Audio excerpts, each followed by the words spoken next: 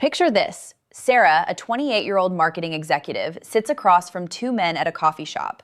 One is 29, conventionally attractive with a six-figure job. The other is 42, average-looking, middle income. By every logical measure, she should choose the younger guy. But something pulls her toward the older man, and she can't quite explain why. 3 months later, they're inseparable. What happened here?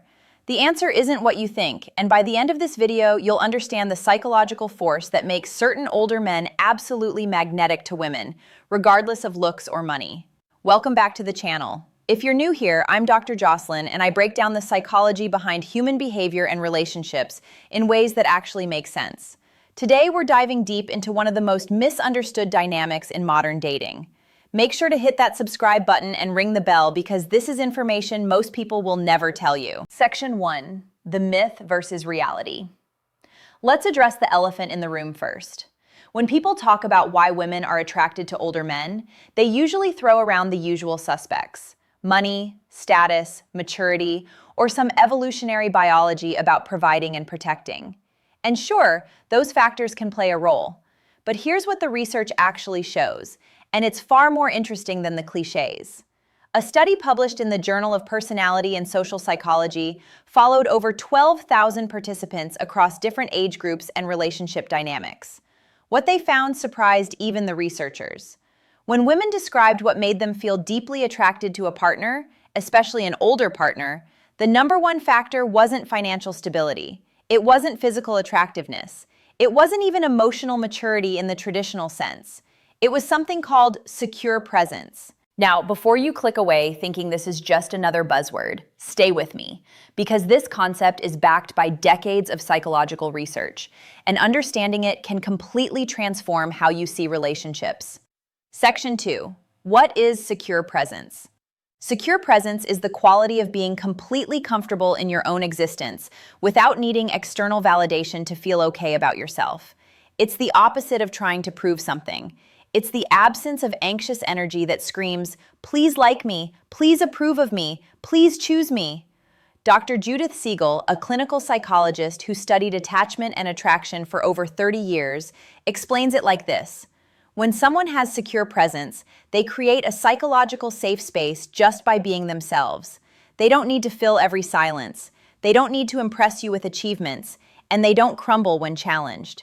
They're simply there, fully there. Here's why this matters so much to women, especially when they encounter it in older men. Our brains are wired to detect authenticity at a subconscious level. When someone is trying too hard, when they're performing or posturing, it triggers what psychologists call incongruence detection. Basically, our nervous system picks up on the gap between who someone is pretending to be and who they actually are, and it creates subtle anxiety. But when someone has secure presence, there's no gap. What you see is what you get. And that congruence is incredibly rare in modern dating, where everyone is curating their image, trying to say the right things, and constantly seeking validation through likes, matches, and approval. Section 3. The neuroscience behind the attraction. Now, let's get into the brain science because this is where it gets really fascinating. When a woman interacts with a man who has secure presence, something remarkable happens in her nervous system. Her amygdala, the part of the brain responsible for threat detection, starts to quiet down. At the same time, her ventral vagal system, which is part of the parasympathetic nervous system responsible for feelings of safety and social connection, becomes more activated. This isn't conscious. She's not thinking, "Oh, his secure presence is activating my ventral vagal system." She just feels calm, seen, safe. And here's the key.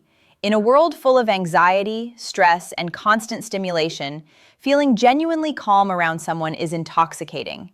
Research from the Gottman Institute shows that women consistently report feeling most attracted to partners who make them feel emotionally safe, even more than partners who are exciting or passionate. And secure presence is the foundation of that safety. But here's where the age factor comes in. Why do older men tend to have this quality more often than younger men? Section 4. Why older men develop this quality. The answer is both simple and complex: experience and ego death. By the time most men reach their late 30s and 40s, they've experienced enough failure, rejection, and humiliation that they've had to make peace with not being perfect. They've been fired, they've been dumped, They've made mistakes, and they've survived. This process naturally erodes the desperate need to appear perfect that plagues many younger men. Developmental psychologist Erik Erikson called this the stage of generativity versus stagnation, which typically happens between ages 40 and 65. During this phase, people shift from trying to prove their worth to actually living according to their values. They stop performing and start being. Think about it like this. A 25-year-old man is still figuring out who he is.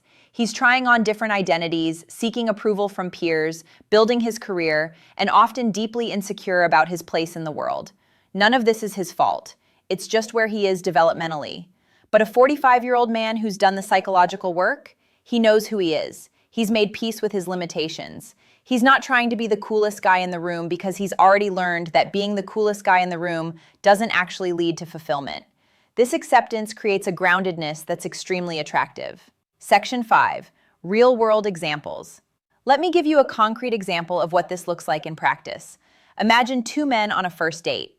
The first guy, let's call him Mike, is 27. Throughout the dinner, he's subtly name-dropping his job title, talking about his gym routine, mentioning influential people he knows, and carefully monitoring how his date is reacting to everything he says. His energy is outward, seeking confirmation. The second guy, David, is 43. He asks genuine questions and actually listens to the answers. When there's a pause in conversation, he's comfortable with it. When his date challenges something he says, he doesn't get defensive. He gets curious. When the server makes a mistake with the order, he handles it with calm grace, rather than trying to assert dominance. His energy is inward, grounded. Who do you think the woman feels more attracted to by the end of the night? Psychology research on attraction consistently shows that women respond more powerfully to how a man makes them feel than to what he has or what he looks like. And secure presence makes women feel seen, safe, and valued in a way that accomplishments and appearance simply can't replicate. Section 6. The dark side and misconceptions. Now, I need to address something important because not every older man has secure presence, and secure presence isn't exclusive to older men. Some older men are just as insecure and approval-seeking as their younger counterparts. They've just gotten better at hiding it or have developed different coping mechanisms. And some younger men naturally possess this quality because they've been through challenging experiences that force them to develop it early. Also, let's be clear, secure presence is not the same as being emotionally unavailable or aloof. Some men mistake not caring for being secure, but they're opposites. Secure presence means being fully present and engaged while not needing a specific outcome to feel okay about yourself. Emotional unavailability is protecting yourself by not engaging at all. The difference is crucial. One draws people in, the other pushes them away. Section 7. Can this quality be developed? So here's the million-dollar question. Can you develop secure presence, or do you just have to wait until you're older? The good news is that it absolutely can be developed, but it requires inner work that most people aren't willing to do. Here are the key components. First, you need to address your attachment patterns. If you have anxious attachment, you'll struggle with secure presence because you're constantly seeking reassurance. Therapy, particularly approaches like EMDR or internal family systems, can help heal early attachment wounds. Second, you need real-world experience with failure and recovery. You can't think your way into secure presence. You have to live through challenges and discover that you're okay even when things don't go your way. This is why it often comes with age, but you can accelerate it by taking genuine risks. Third, you need to develop a strong internal reference point. This means knowing your values, trusting your judgment, and being willing to be disliked for being authentic. This is perhaps the hardest part because it goes against our social conditioning. Fourth, practice mindfulness and present moment awareness. Secure presence is literally about being present rather than lost in your head worrying about how you're being perceived. Meditation, somatic practices, and even certain forms of therapy can help develop this capacity. Conclusion. So let's circle back to Sarah from the beginning of this video.